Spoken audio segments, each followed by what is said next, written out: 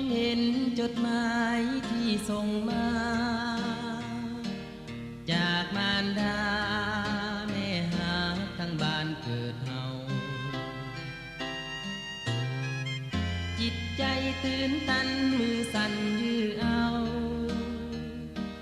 ส่งจดหมายอย่างสุดถนอมเมื่อในจดหมายเขียนยังไงได้แม่ถามสบายลูกหาที่แม่ห่วงใย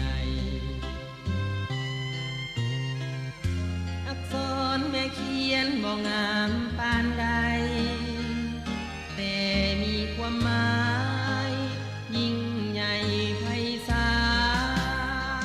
ล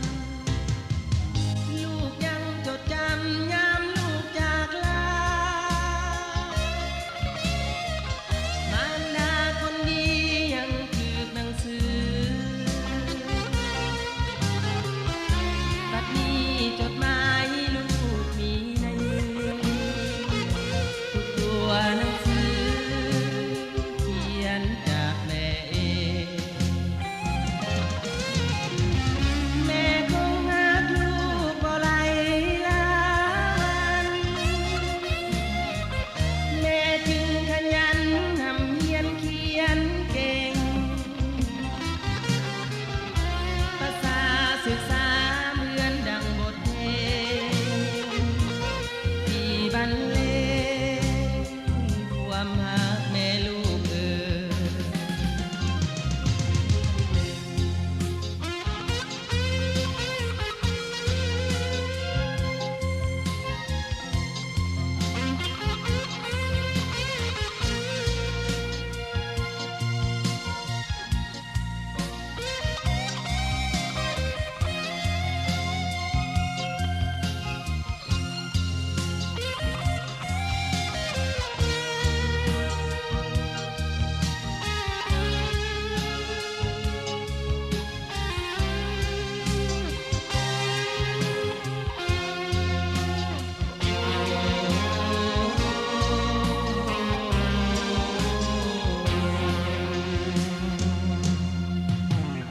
แนมเห็นจดหมายที่ส่งมา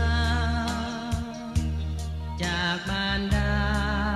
แม่หาทั้งบ้านเกิดเฮาจิตใจตื่นตันมือสั่นยื้อเอาส่งจดหมายอย่างสุดถนอมเมื่อในจดหมายเขียนยังไงได้แม่ถามสบายลูกหาที่แม่ห่วงใย